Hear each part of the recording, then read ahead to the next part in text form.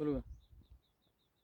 शामराव उत्तम सोनवणे, राहणार खामगाव, तालुका फुलंब्री, जिल्हा छत्रपती संभाजीनगर इथले रहिवासी असून आम्ही हे गहू बेडवर पेरला, म्हणजे टोकन पद्धतीने टाकला. हे गावाची आता क्वालिटी तर व्हिडिओ कशामध्ये दिसेलच तुम्हाला, पण प्रत्यक्ष शेतकरी पाहायला येणार आहे. ते पाहिल्यावर त्याला कळन कसं केलं, काय केलं आपण. तर आम्ही काय केलं, फक्त नळ्या तशाच ठेवल्या, बिगर वाटेनं आणता बेडवर आम्ही टोकन पद्धतीनं हे गहू टाकून दिला मशीनना. आता या गव्हाची क्वालिटी आम्हाला कळलं, तरी आम्ही त्या हिशोबाने आम्ही त्याची एवढी मशागत केली नाही. काय फक्त आमचा बिजवायचा सुद्धा खर्च वाचला.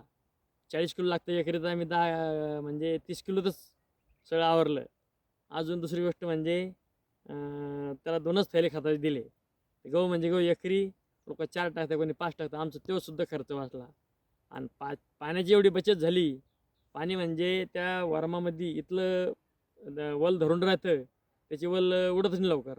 आता गव्हाची क्वालिटी म्हणजे क्वालिटी हे फक्त कृषी खात्याच्या लोकांनी आणि आमचे गुलाबराव खंडाळे साहेब यांनी मार्गदर्शन केलं. त्या हिशोबाने आम्ही त्यानं जर सांगितलं तसं केलं आम्ही, तर आम्हाला त्याचं खूप रिझल्ट मिळाले.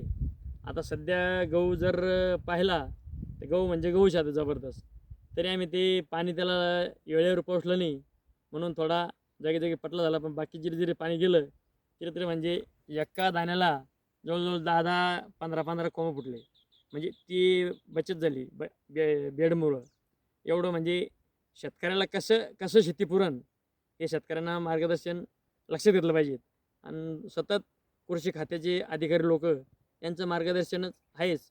पण याशिवाय मार्गदर्शनामधून एवढी शेतकऱ्याला प्रगती झाली, तर अजून काय करायला पाहिजेत.